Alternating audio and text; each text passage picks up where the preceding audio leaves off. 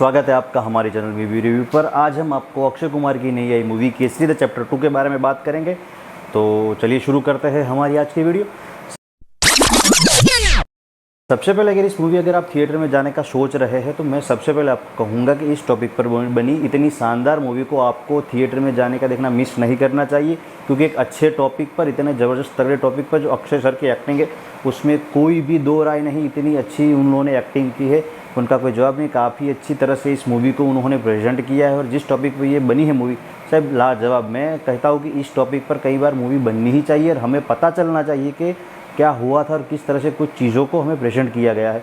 और काफ़ी अच्छी तरह से इस अच्छे टॉपिक को इस तरह से बड़ी खूबसूरती से इन लोगों ने सर सच में बनाया है। देखो, इसके अंदर हमारे अक्षय सर ने शंकरन नायर उस समय के जो बैरिस्टर थे उनका रोल प्रेजेंट किया है और उनकी लाइफ के अंदर जो जलियांवाला बाग हत्याकांड हुआ था 23 अप्रैल 1919 के अंदर जो घटना हुई थी, और उन्होंने जो सबसे पहले अगर जो हंटर कमीशन या उस तरह कुछ कमीशन बना था, जब जनरल डायर पर एक इंक्वायरी कमीशन बिठाया गया था कि उन्होंने जो ये घटना की, कि उन्होंने जो ये हत्याकांड किया जिनोसाइड, और उसने वो सोची समझी साजिश थी यार कुछ होता। सबसे पहले तो अंग्रेज सरकार ने उसको पूरी तरह से दबाने का प्रयास किया था, और जो सब हम सभी जानते हैं कि उन्होंने सबसे पहले तो ऐसी कुछ घटना हुई थी और उसमें जनरल डायर इन्वॉल्व थे, ऐसा ही कुछ सबसे पहले वो मना ही कर देते हैं, क्योंकि उनको तो उन्हें जब ब्रिटिश का उनको श्रेष्ठ बताना होता है, ग्रेट बताना होता है, इसी तरह की बातें होती हैं जो वो सभी हम हमारी किताबों में हम सब देखते हैं। लेकिन एक अनटोल्ड स्टोरी इस तरह की है कि जहाँ पर जो बैरिस्टर थे उन्होंने कोर्ट के अंदर जनरल डायर के सामने, इस कमीशन के सामने काफ़ी का एक लड़त लड़ी थी।